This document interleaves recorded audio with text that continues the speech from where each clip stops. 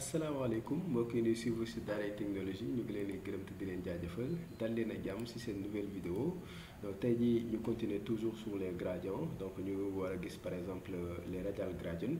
donc bi passé donc jàngoon na lu ñuy wax les linéaires gradients donc waxoon naa leen linéaire gradient dafay permettre tout simplement n'est-ce pas def benn couleur mais bon sur de forme de manière linéaire mën nga def plusieurs couleurs à la fois.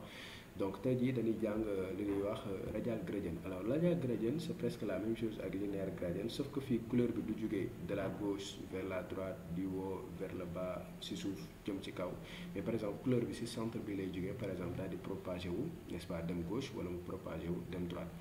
Alors donc comment on fait ça? Très simple, n'est-ce pas? Donc fii pour cela damay dupliquer fichier bii nii excusez-moi fii ma fermer tout donc fii ma ñëw fii. Sélectionner fichier bi CTRL C CTRL V alors ma def F2 pour relever ko donc linéaire donc fii radial gradient radial gradient donc 2 lay doon radial gradient alors fii je mets radial donc ma def CTRL F xool ba xam ne am na feneen fu ma bindoon linéaire voilà donc fii de toute façon yëpp dama koy effacer voilà fii style radial voilà exercice bi aussi dama koy effacer donc fii aussi lii lépp mën naa ko effacer ñu commencer à partir de 0 donc voilà donc je pense que lii rek laa soxla n'est-ce pas pour bien démarrer alors fii lan laa bëgg d'abord defal lu ñuy wax radial gradient donc radial gradient comme ni ma leen expliqué c'est presque exactement la même chose lépp lu ma leen expliqué woon ci préfixe vendeur yi c'est valable ici lépp lu ma leen expliqué woon par exemple ci degré c'est valable ici mais sauf que ici on le fait par exemple d'une autre manière donc fii bon juste pour wan leen ma utiliser bon background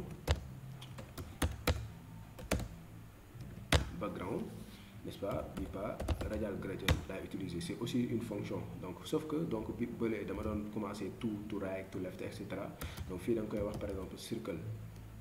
boo ko waxee circle maanaam bon da nga koy wax juste que ni radial gradient la dafay commencer sous forme de cercle donc mën nga ko jox par exemple autant de couleurs que tu veux par exemple comme sànq ni ñu ko defee woon bon fii mën naa ko jox par exemple bleu un peu pour changer purple n'est-ce pas et yellow par exemple un peu pour changer alors bon mën nga ko jox autant de couleurs que tu veux donc fii ma génn par exemple fichier 1 bi dugg fichier de radial gradient yéen a ngi gis par exemple fii ni mu ko defee c'est presque la même chose mais fii boo xoolee bleu bi fan lay commencer ci digg bi lay commencer boo xoolee lii laa ko wax bleu violet n'est-ce pas ak jaune boo xoolee par exemple bleu bi n'est-ce pas ci digg bi lay commencer mais da koy propager mu jëm à gauche mu propager ko mu jëm à droite mu ngi mel ni nga taal sa lampe nga def ko ci digg bi n'est-ce pas lumière bi sens yëpp la jëm donc c'est exactement la même chose fii boo xoolee bleu bi jëmul ci kaw n'est-ce pas couleur bleu violet par exemple jaune bon fii damay def par exemple tout simplement red down donc boo xoolee par exemple bleu rouge jaune n'est-ce pas jëmul ci commencé wul ci kaw jëm ci suuf mais dafay def benn radiation benn tas day tas couleur yi gisoo fii bleu bi ci digg bi lay commencer après sàcc rouge bu sàccee rouge daal di sàcc jaune te même chose ci gauche ak droite la koy def donc fii bleu daal di sàcc rouge daal di sàcc jaune alors loolu rek la ñuy wax en réalité radial gradient donc loolu mooy radial gradient maanaam par exemple affaire bi boule bi ci digg bi lay commencer mais à part ça donc lépp loo xam ne jàngoon nañ ko donc fële c'est exactement la même chose à ce niveau-là bon peut-être juste par exemple à quelques exceptions près radial gradient par exemple tey jii mën nga utiliser des pourcentages pour définir par exemple position de départ bi par exemple au lieu ngay ñëw directement nga jox ko par exemple circle bu la neexoon da nga naan ko par exemple 20% sur l'axe des x donc 20% sur l'axe des x et 40% sur l'axe des ordonnées 40% donc mu nekk 20% n'est-ce pas day décaler de 20% n'est-ce pas de la gauche vers la droite 40% day décaler de 40% de la gauche vers la droite mu doog a appliquer les couleurs donc fii bu ma defee CTRL Z bu ma ñëwee ma actualiser 20%, 40%. Bon, je pense qu'il attend des rares, par exemple, un closer size. Bon, de notre jungle, moi, closer size. Mais bon, avant Malérie One, par exemple, c'est closer size et tout ça. Dans le voir tout simplement qu'à ce niveau-là aussi, vous l'avez on peut spécifier, par exemple, les pourcentages. Par exemple, si on utiliser code de 10%, si par exemple, on utiliser code de 30%. Par exemple fii nga bu la neexee nga bàyyi ko noonu bu la neexee aussi nga jox ko valeur yéen a ngi gis fii par exemple de 10% fii mu utiliser ko de 30% et le reste mu daal di koy jox tout simplement les euros. Donc voilà, donc tout ce qui était valable là-bas mën ngeen ko utiliser aussi ici. Donc juste pour revenir à li ma leen doon wax sànq avant même les coordonnées dafa am en fait ñaari valeurs yu am importance yoo xam ni da nga koy utiliser si radial gradient yi ñu koy wax closed site ak phased site. Alors closed site boo ko déggee mooy defal par exemple de telle sorte que en fait centre wala gradient bi daal di toucher le point le plus proche de son centre, le point le plus proche de son centre. Maanaam dégradé bi da nga bëgg mu toucher le point le plus proche de son centre loolu mooy closed site. Boo nee ko phased site maanaam defal de telle sorte que mu éloigner le point le plus proche de son centre mais à partir par exemple de la gauche. Bon ma expliqué waat ko mu leer heure boo defee par exemple closed site xamal ni affaire bi du day jógee par exemple gauche mais day jege par exemple day jege en fait digg bi quoi day ñëw peut-être ba ci digg bi mais boo defee phased site maanaam day sori centre bi du ñëw ba ci digg bi de la gauche vers la droite mais du yegsi ci digg bi quoi maanaam day sori centre bi donc closed site jegeel centre bi phased site kii sori centre bi. Alors donc pour juste expliquer tout ça je pense que mën naa def par exemple à ce niveau-là avec en utilisant les WebKit. Les préfixes vendeurs juste pour gérer les problèmes de gisoo fii automatiquement bu ma defee nii automatiquement il y a quelque chose qui m'aide de ça fii mën naa cliquer fii directement mu créer ma bon par contre fii du linéaire mais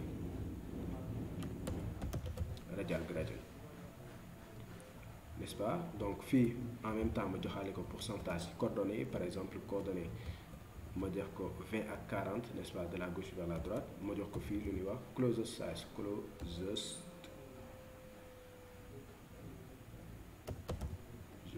c'est très difficile à écrire pour site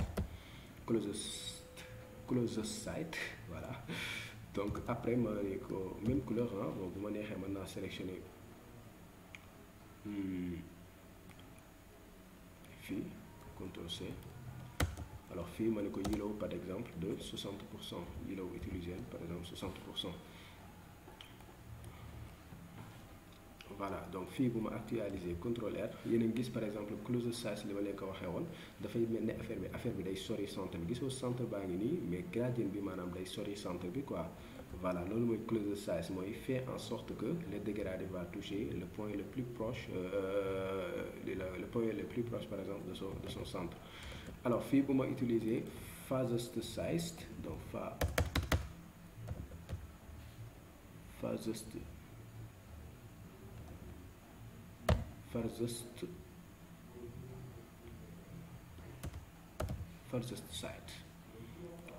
Bon je vais faire comme ça closed site donc phased site CTRL C CTRL V je fais comme ça CTRL X phased site. Alors ma commenté bi donc phased site yéen a gis par exemple nu muy jegee centre bi li mooy defal de telle sorte que par exemple affaire bi gisoo fii ni mu xawee jegee centre bi voilà va toucher le point le plus éloigné par exemple de son centre n'est-ce pas. Donc phased site ak closed site mu ngi nii gisoo fii par exemple gradient bi day toucher par exemple le point le plus proche de son centre n'est-ce pas. Le plus proche n'est-ce pas de centre bi maanaam du jegsi sax ci centre bi en fait n'est-ce pas. Alors que bu dee da nga def par exemple phased site n'est-ce pas day def de telle sorte que mu daal di toucher n'est-ce pas le point le plus éloigné donc le plus proche mooy fii le plus éloigné par exemple de son centre moo nekk fii n'est-ce pas. Donc fii day dem par exemple ba ci centre bi mais toujours donc de la gauche lay dem de la gauche lay commencer vers la droite. Donc en réalité c'est un peu ça pour par exemple les gradients peut-être ñu jël bon juste quelques exemples. Mais à part ça bon tout ce que lépp loo doon def par exemple fële exactement tu peux faire la même chose donc en utilisant WebKits bon bu leen fàtte fii aussi mën nga préciser préfixe vendeur yëpp comme par exemple Moz donc nga préciser par exemple MS nga préciser par exemple O. Voilà, donc toujours bon, quand tu travailles, tu peux faire toujours ça. Et enfin, n'est-ce pas, on va faire un préfixe de vendeur pour s'assurer que tout va marcher à la perfection. Donc en réalité, c'est un peu ça. Bon, on va juste prendre par exemple 2 exemples. On va commenter tout ça.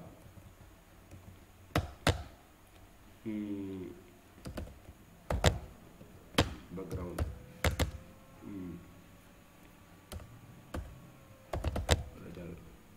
Gradient.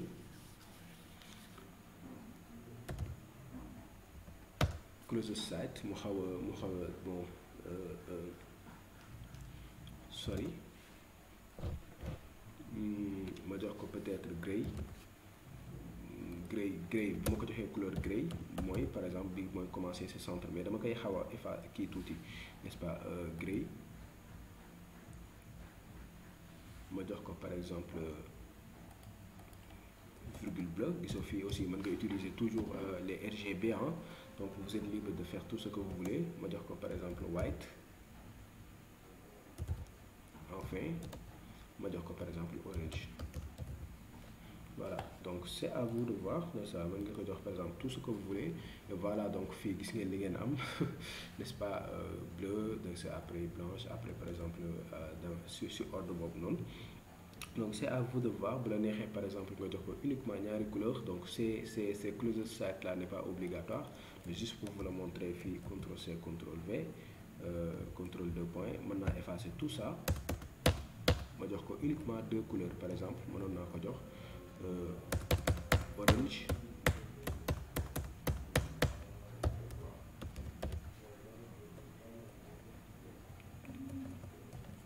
fii bu la neexee toujours nga utiliser hexadécimal, rien ne vous empêche ngeen utiliser les hexadécimales ma jaxase par exemple rien ne vous empêche d'utiliser les hexadécimales, n'est-ce pas? Donc on peut faire des choses extraordinaires, des choses très jolies, n'est-ce pas? Donc c'est à vous de voir, n'est-ce pas? Donc faites des mélanges de couleurs, mélanger couleurs yi, essayez par exemple li ngeen am. Donc je pense que c'est tout pour cette vidéo. Donc ma jox leen rendez-vous si beneen vidéo ñu jàngale ni wax conique gradient.